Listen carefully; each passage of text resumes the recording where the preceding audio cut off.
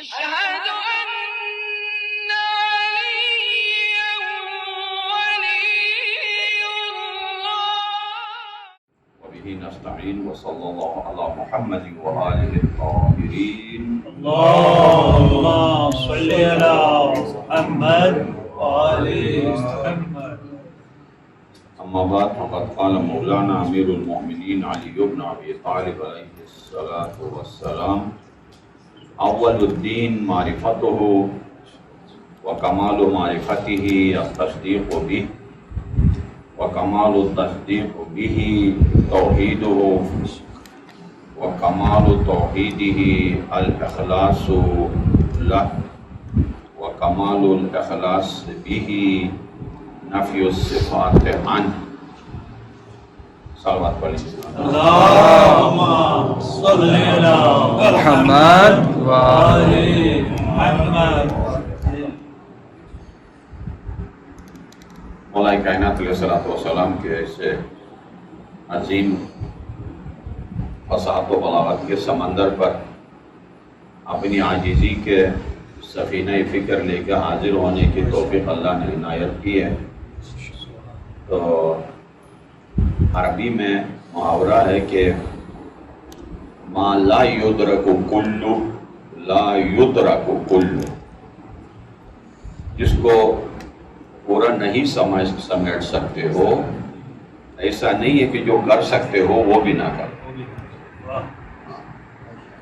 تو یہ وہ کلام ہے کہ جس کی انتہا تک انسان کی سوچ کا پرندہ پر نہیں مار سکتا ہے.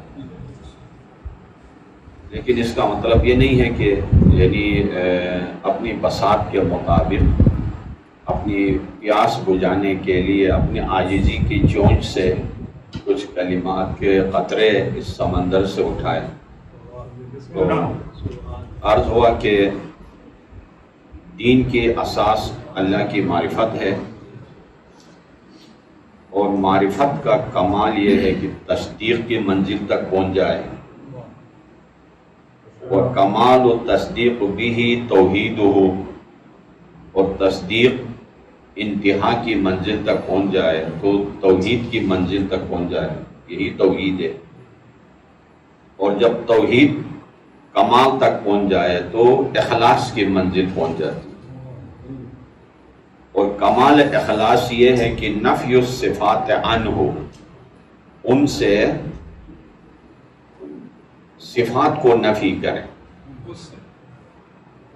ان کی ذات سے صفات کو نفی کریں. اب یہ کون سے صفات ہیں جو ان سے نفی ہونی چاہیے؟ حالانکہ دعائے جوشن کبیر کے اندر 1000 صفات ہیں، دعائے مجیر کے اندر صفات ہیں، دعائے یستشیر کے اندر صفات ہیں. پورا صحیفہ کاملہ صفات الہی سے بھرا ہے. نہج البلاغہ صفات، قرآن صفات، ان کو الفاظ میں نچوڑ دو تو قرآن اور حدیث بن جاتا ہے نا، اور ان کو حقیقت اشیاء میں اگر تبدیل کرو تو کائنات کا رگ رگ اور جز جز میں بدل جاتا ہے. تو اللہ تک پہنچنے کے لیے کیوں توحید کا درس ضروری ہے؟ اس نے 3 وجوہات بیان کیا تھا کہ اس کا ہلکا سا ٹچ دے کے آگے بڑھتا ہوں. 3 وجوہات ہیں کہ جن کی وجہ سے توحید کا علم حاصل کرنا ضروری ہے. پہلا یہ کہ دفع ضرر،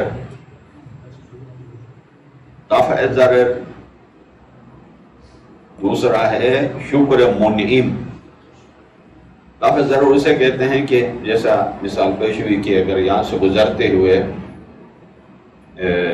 مثلا جو جوڈیشل کالونی جانا چاہتے ہیں، آج وہ ادھر سے نہ جائیں، ہے نا، وہ فاٹک کے نیچے سے نہ جائیں، اوپر سے گرنے کا خطرہ ہے. اگر کوئی بچہ بھی کہے نا اتنا بڑا ڈاکٹر صاحب ادھر سے نہیں جائے گا، یہ سیکٹر 1 سے پیچھے گلزار قائد سے ہو کے جائے گا. کوئی پوچھے گا ڈاکٹر صاحب آپ ادھر سے آج لمبا ٹور کر کے کیوں آئے ہیں؟ ادھر کوئی کہہ رہا تھا یہ ریلوے لائن خطرے میں ہے آج. تو ہوتا تو کیا ہوتا ہے نا بابا، عقل ہے اوپر، عقل نے حکم دیا خطرے سے بچو. تو اس احتمال کے اوپر بھی عقل انسان کو خطرے کی طرف جانے نہیں دیتا ہے. تو اللہ کی طرف سے آنے والا ہر عاقل انسان نے کہا کہ اگر اس تک نہیں پہنچو گے تو جہنم تک پہنچ جاؤ گے. اوپر سے عقل نے کہا بس احتمال خطر ہے تو خود کو بچاؤ، اور بچانے کا واحد طریقہ یہ ہے کہ اس کی راہ پہ چلو، اس کو پہچانو، اس کو مانو. یہ ایک طریقہ ہے. دوسرا شکر منعم، نعمت دینے والا، احسان کرنے والے کا شکریہ ادا کرنا فطرت انسانی میں ہے، شریعت سے پہلے، صرف شریعت میں نہیں ہے. آپ جس کافر ملک میں جائیں گے اچھے اچھوں کو ایوارڈ دیے جاتے ہیں، سراہا جاتا ہے، اور برے لوگوں کو جیل میں بند کیا جاتا ہے. یہ فطرت انسانی کا تقاضا ہے.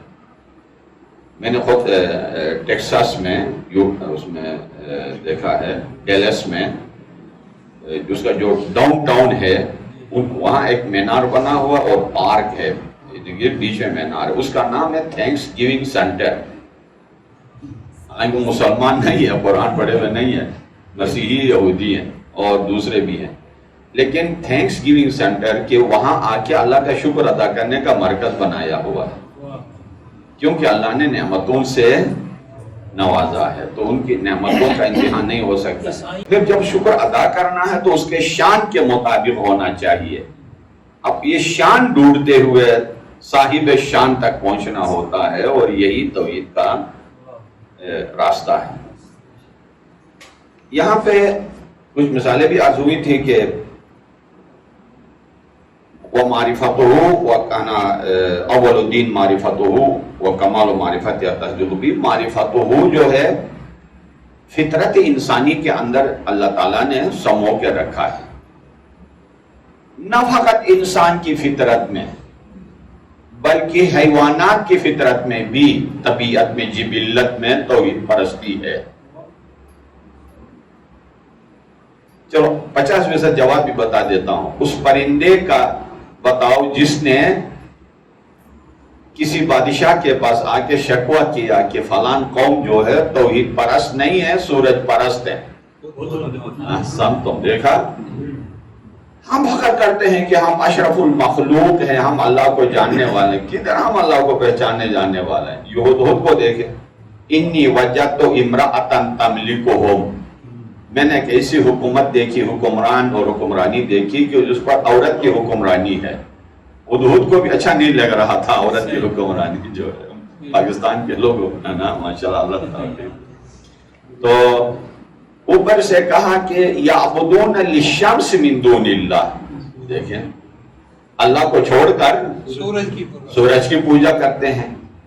یعنی تولا و تبرہ، تولا یعنی اللہ کی محبت کی کشش بھی اس کے طبیعت میں تھی، اور بت پرستی اور غیر پرستی کی نفرت بھی اس کی جبلت میں اللہ نے رکھی تھی. یعبدون للشمس من دون اللہ، اللہ کو چھوڑ کر. تو انسان حیوان سے گیا گزرا اس لیے ہے کہ اشرف ہونے کے باوجود وہ طبیعت کشش توحیدی جو غیر کے اندر بھی اللہ نے رکھی ہے، اس حد تک بھی انسان نہیں پہنچ جاتا ہے. کئی مثالیں، زلیخا کی مثال، دربار فرعون میں سجدہ کرنے والوں کی مثال، اور بہت ساری مثالیں آپ کو پیش ہوئی. ان الشرک لظلم عظیم اس لیے ہے کہ فطرت میں تو اللہ نے رکھی ہے، اگلا منزل انسان نے اٹھانا تھا، آگے نہیں بڑھا ہے. ظلم یہ ہے کہ اس کو آگے مراحل کو طے کرنا چاہیے تھا، عقل کے مرحلے کو، توحید کے مرحلے کو، اور کمال کے، اخلاص کے وغیرہ، وہاں جانا تھا. نہیں، فطرت میں ہے، بس فطرت میں ہے تو اللہ نے رکھی ہے. تم نے کون سا کمال کیا؟ تو انسان نے کچھ نہیں کیا. بہرحال وہ کمال الاخلاص، اور آگے جا کے توحید اور اخلاص جو ہے، اخلاص اردو میں استعمال ہوتا ہے. صبح صبح آتے ہیں دودھ والا، آپ ہمیشہ کہتے ہیں کہ آپ اچھے ہیں، آپ خالص دودھ لے کے آتے ہیں.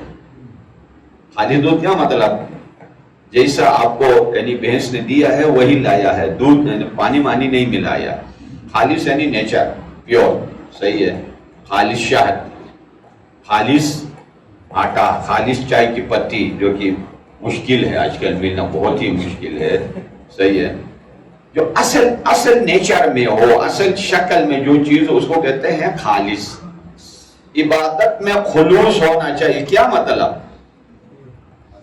جس کے لیے ہے، جیسا بیجا ہے ویسا حوالہ کرنا ہے، اس کی ذات کے علاوہ کسی اور کو ملحوظ نہیں رکھنا ہے ذہن کے اندر۔ کیوں؟